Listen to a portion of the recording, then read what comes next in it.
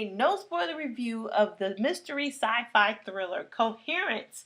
Coherence is about a group of friends having a dinner party on a night that a comet is like whipping by the earth, and it's causing some strange shit to go down. Now, first and foremost, just plan on watching this twice. It's one of those. But if you watch it a second time, everything will make complete sense, I promise. If you still give a fuck. Like, if you watch it and you're like, fuck these people, I don't even care anymore, then don't bother. Now, before I get into likes and dislikes, here's a little backstory. The dialogue was largely improvised. The director slash writer, James Ward Burkett, he called up some improv actors, he gave them individual notes and motivation, and they just basically started filming. Scripting was used infrequently just to, take the film in certain directions, and I'm going to include what worked and what didn't work with this approach. So dislikes first. So there were 4 couples, and none of them had chemistry. I actually said out loud, who is even with who? These people don't match. Burkett and Alex Manoogian, that's the co-writer, he also played one of the 8 characters, and they said they just kind of picked who looked like they could be a couple, when they all showed up to film. And unfortunately, that showed. My next dislike, there was definitely some overreaction and sometimes unrealistic responses to some things that were happening.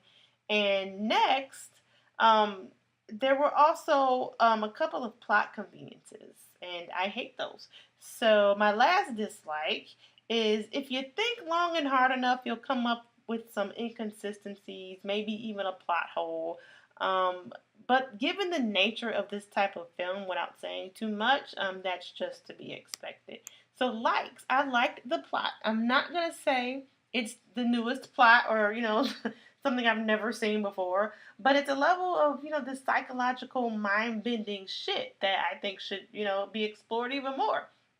And you either like this sort of thing or you don't. It's not a lot of in between. And my next the dialogue being improvised was fucking genius. It actually gave the film a little bit of quirkiness, which I really liked.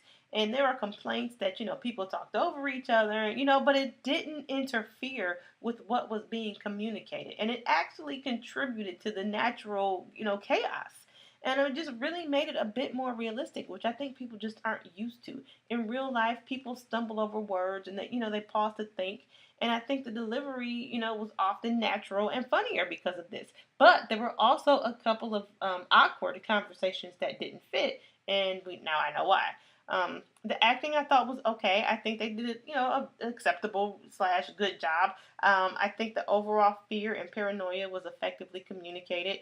Some of the characters were a little dry and interchangeable, especially the men, but I don't think it was the fault of the actors. Maybe a little more character development was needed there. So wrapping this up here, this has a pretty high rating on IMDb.